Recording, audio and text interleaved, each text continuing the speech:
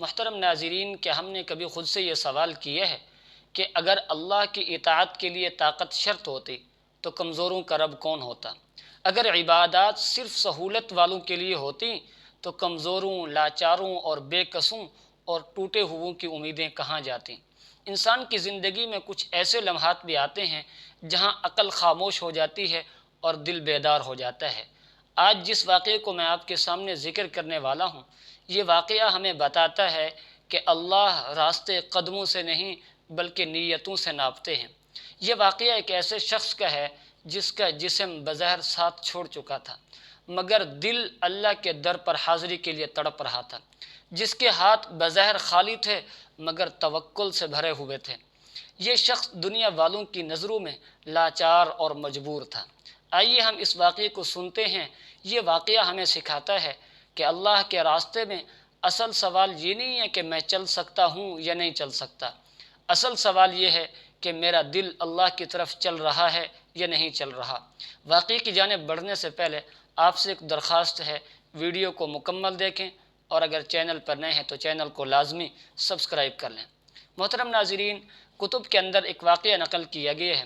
حضرت مالک ابن دینار رحمۃ اللہ علیہ فرماتے ہیں کہ ایک مرتبہ میں گھر سے باہر نکلا تو میں نے ایک نوجوان شخص کو دیکھا جو اپنے قدموں پر نہیں چل سکتا تھا، جس کے قدم صحیح سلامت نہیں تھے۔ وہ اپنے ہاتھوں کے بل زمین پر گھسٹتا ہوا چل رہا تھا۔ مالک ابن دینار رحمۃ اللہ علیہ اس کے قریب پہنچے۔ سورج کی تپش اور حرارت کی وجہ سے اس کی جلد جو ہے وہ سرخ ہو چکی تھی اور پسینہ اس قدر بہہ رہا تھا، ایسے محسوس ہوتا تھا جیسے نہایا ہوا ہو۔ مالک ابن دینار رحمۃ اللہ علیہ نے اس کو دیکھا تو ان کو تعجب ہوا۔ انہوں نے اس نوجوان سے پوچھا، اے نوجوان، کہاں جا رہے ہو؟ کس طرف کا ارادہ ہے؟ کس طرف سفر کر رہے ہو؟ تو اس نوجوان نے کہا کہ میں اللہ کے در پر حاضری کے لیے جا رہا ہوں، میں حج کے لیے جا رہا ہوں۔ اس کا یہ جواب سن کر مالک ابن دینار رحمۃ اللہ علیہ کی حیرت میں مزید اضافہ ہو گیا۔ مالک ابن دینار رحمۃ اللہ علیہ نے فرمایا کہ نہ تمہارے پاس سواری ہے، نہ تمہارے پاس زاد راہ ہے، اور نہ ہی تمہارے پاؤں سلامت ہیں کہ تم ان پر چل کر حج کے لیے جا سکو، لہٰذا آؤ ذرا میرے پاس ٹھہر جاؤ، جب شام ہو جائے گی، سورج کی تپش کم ہو جائے گی تو پھر سفر کرنا۔ تو مالک ابن دینار رحمۃ اللہ علیہ کو اس آدمی نے جواب دیا، اس نوجوان نے کہا کہ مالک ابن دینار، تمہارے پاؤں صحیح ہیں، صحیح سلامت ہیں، تم اپنے قدموں کے ساتھ چل سکتے ہو، میرے قدم صحیح سلامت نہیں ہیں، میں ہاتھوں کے بل گھسٹ گھسٹ کر قدم بے قدم چل رہا ہوں، فاصلہ زیادہ ہے، اس لیے میں راستے میں کہیں رکنا نہیں چاہتا، ایسا نہ ہو کہ میں راستے میں ہوں اور ادھر حج کے ایام آ جائیں، لہٰذا میں بغیر رکے اپنے سفر کی طرف، اپنی منزل کی طرف چلتا رہوں گا۔ تو مالک ابن دینار رحمۃ اللہ علیہ نے اس سے فرمایا کہ تم میرے پاس ٹھہر جاؤ، میں تمہارے لیے سواری کا انتظام کر لیتا ہوں، تم اس سواری پر سوار ہو کے حج کے لیے چلے جانا، جلدی پہنچ جاؤ گے۔ تو اس نوجوان نے کہا، مالک ابن دینار، میں تو تمہیں عقل مند سمجھتا تھا، تم نے ایسی بات کہہ دی۔ تو مالک ابن دینار رحمۃ اللہ علیہ نے اس سے پوچھا، کیوں؟ تو اس نے کہا، مالک ابن دینار، ذرا یہ بتلاؤ۔ نوجوان کے جملے بڑے عجیب تھے۔ اس نے کہا، مالک ابن دینار، ذرا یہ بتلاؤ کہ اگر غلام نے اپنے آقا کو، اپنے مولا کو، اپنے اللہ کو ناراض کر دیا ہو، اب اس کے لیے معافی کے لیے اور اس کو راضی کرنے کے لیے اس کے در پر حاضر ہونا چاہتا ہو، تو بتاؤ اس کے در پر حاضری کے لیے پیدل جانا زیادہ اچھا لگتا ہے یا سواری پر سوار ہو کے جانا زیادہ اچھا لگتا ہے؟ مالک ابن دینار اس کی یہ بات سن کر خاموش ہو گئے۔ اس کے اس جواب نے مالک ابن دینار رحمۃ اللہ علیہ کے دل پر بہت گہرا اثر کیا۔ وہ شخص چلا گیا۔ مالک ابن دینار رحمۃ اللہ علیہ فرماتے ہیں کہ اتفاقاً اسی سال مجھے بھی حج کی توفیق مل گئی۔ میں حج کے لیے گیا۔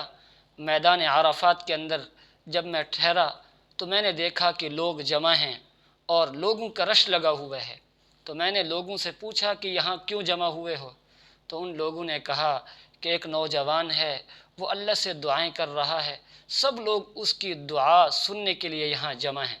تو مالک ابن دینار رحمۃ اللہ علیہ آگے بڑھے اور انہوں نے آگے منظر یہ دیکھا کہ وہی نوجوان، وہی اپاہج شخص اللہ کے در پر حاضری دے کر اللہ کے سامنے گڑ گڑا کر رو رو کر دعا کر رہا ہے، اور اس کی زبان پر یہ دعا جاری تھی، الہی و سیدی، اے میرے اللہ، اے میرے اللہ، کہہ رہا تھا ان کنت تعلم انی احبک، کہ اے اللہ اگر تو جانتا ہے کہ میں تجھ سے محبت کرتا ہوں، فاغفر لی، تو میرے گناہوں کو معاف فرما دے، وَإِن كُنْتَ تَعْلَمُ إِنِّي لَا أُحِبُّكَ، اور اگر تو جانتا ہے کہ میں آپ سے محبت نہیں کرتا، فَاجْعَلْنِي مِمَّن يُحِبُّكَ، تو مجھے ان لوگوں میں شامل فرما دے جو تجھ سے محبت کرتے ہیں۔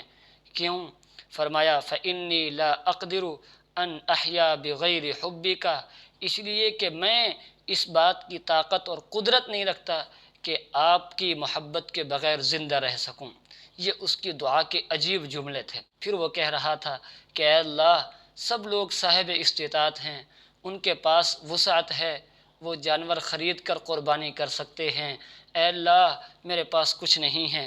اس نے کہا اللہم ان کنت تعلم صدق حبی لکا، اے اللہ اگر تو جانتا ہے کہ میرے دل میں آپ کے لیے سچی محبت ہے، فقبض روحی لکا، تو اے اللہ میری روح کو اپنے لیے قبض کر لے، جعل نفسی قربتاً لکا، اور میری جان کو اپنی بارگاہ میں قربانی بنا لے، فما شیء احب الی من لقائک، اے اللہ میرے نزدیک آپ کی ملاقات سے بڑھ کر کوئی چیز بھی عزیز نہیں ہے۔ یہ جو دعا کے جملے اس نوجوان کی زبان پر جاری اور ساری تھے، اللہ سے دعا کر رہا تھا کہ اللہ سب لوگ استطاعت والے ہیں، طاقت والے ہیں، سواریوں پر چل کر آئے ہیں، اے اللہ میں اپنے قدموں کے بل گھسٹ گھسٹ کر تیرے در پر آیا ہوں، اپنے گناہوں کی معافی مانگ رہا ہوں، اور سب لوگ استطاعت والے ہیں، وہ پیسوں سے قربانی خرید کر قربانی کریں گے، اے اللہ میرے پاس یہ وسعت اور طاقت نہیں ہے، اے اللہ میری جان کو اپنے لیے قربانی بنا لے۔